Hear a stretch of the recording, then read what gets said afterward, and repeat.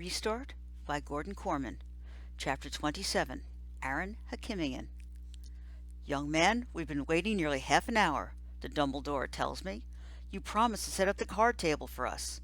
We'll get to it, I tell her. We're busy. This old bat has a voice like screeching gears on a truck with a bad transmission. You don't look very busy to me. You're just standing around the snack cart eating the cookies you're supposed to be passing out. Which is a big job. Bear pretends to be outraged. You expect us to do it on an empty stomach? Chill out, I advised Dumbledore. 5 more minutes. It goes without saying that community service at the Greybeard Motel is about as much fun as sticking your hand in a garbage disposal. The one good thing is you get to mess with the residents. She's been bugging us half the morning to set up an extra card table in the rec room, so she and 3 other blue hairs can play bridge. We've been having a few laughs seeing how long we can blow her off. 5 minutes? Try 5 hours. Maybe 5 days. If she doesn't like it, let her set up her own card table. She's built like a sumo wrestler.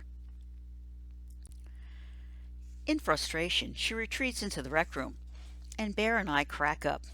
Oh, we'll do it for her eventually. You know, right before her head explodes. That's the art to it, picking the moment to give in just when she's about to report us to the nurses. We help ourselves to more cookies, but Bear tries to hog the last chocolate one, and we end up down on the floor fighting for it and laughing like crazy. The cookie is crushed before either of us can eat it. We're getting back to our feet, brushing off the dust and crumbs when we see him. Chase, striding down the hall like he's on the Amazing Race, in a real hurry to get somewhere, and not too thrilled about it. Ever since our fight on the football field, he hasn't been turning up for community service. Not that he's really on it anyway. I guess he's back. Or at least he's back visiting his video star, the nasty old Dumbledore in the building overflowing with him. Bear, who has amazing sight, spots the bulging pocket first. It looks like he's carrying a baseball, but there's a piece of cloth trailing from the opening. Hey, Ambrose, I call. What you got there? He ignores me and shifts his path to the opposite side of the corridor. Bear blocks his way. The man asked you a question. Another shift, so I step out beside Bear, and together we block the hall. Chase does exactly what a running back would do on a football field. He puts his head down and tries to blast through us, but we're linemen and we stop him cold. In a game, I'd be trying to strip the ball. In this case, I reach down, grab the white fabric, and yank. A dish towel opens up in my hand, and something flies out of it and hits the terrazzo floor with a clink.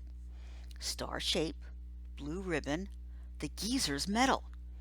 Chase falls on it like he's recovering a fumble. Bear and I go down on top of him. 2/3 of that is ours, I snarl. It belongs to Mr. Solway. He doesn't care, Bear grunts. He barely remembers he ever had it. Get off! Somehow he heaves us both clear and scrambles to his feet, clutching the metal in his hand. You're not going to win this, man, I tell him. It's not even unfriendly. I'm giving him valuable information. We're taking that medal no matter what we have to do to you. He hesitates, considering his options. During the pause, Dumbledore comes back into the hall. What's going on out here? It's been more than 5 minutes. We need our table set up, now. Oh, I'll do it, offers Chase, grabbing the opportunity to get away from us. The medal concealed in his fist, he escorts Dumbledore into the rec room. Bear starts to follow them, but I hold him back. Too many witnesses, man. Be patient. He can't stay in there forever.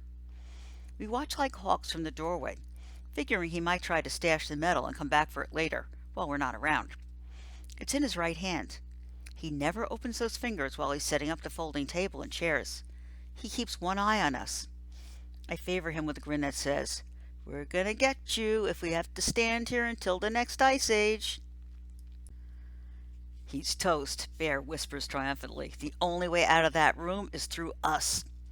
The Dumbledores in the rec room are fawning over Ambrose, like he just saved the world from Lex Luthor or something. They love him as much as they hate us. It's enough to make you barf. He even takes a small potted plant from the TV cabinet and sets it on the table to be a centerpiece. The blue hairs are practically wriggling with joy. Then, as Chase turns, his elbow knocks a pot off the table. It hits the floor and shatters, spilling earth all over the place. Bear loves it. Ha! Idiot! Ambrose rushes to the corner, where a vacuum cleaner stands against the wall. He plugs it in and starts to clean up his mess. We almost miss it. As he runs the vacuum back and forth over the dirt, he opens his hand and drops the metal into the unit's path. In a heartbeat, it's sucked up and gone. He glances over his shoulder to see if we noticed. I pretend we didn't, but Bear's face is bright red, which is a dead giveaway. Chase is vacuuming toward us now, speeding up, breaking into a run. The plug pops out of the wall. The vacuum falls silent. He keeps moving, though, charging us. Bear and I block the doorway and brace ourselves to deck him again. Just before impact, he lifts the vacuum cleaner like a battering ram and slams into us. We're both knocked back onto our butts, choking in a cloud of dust that the collision forces out of the filter bag. By the time our vision clears and we struggle back up again, Ambrose is almost out of sight down the hall, still cradling the vacuum cleaner. We stare at each other, and the minute we get our breath back, we chorus, "Get him!" We take off after our star running back. We've never been able to outpace him before, but this time he's carrying a vacuum cleaner, not a football. That's bound to slow him down.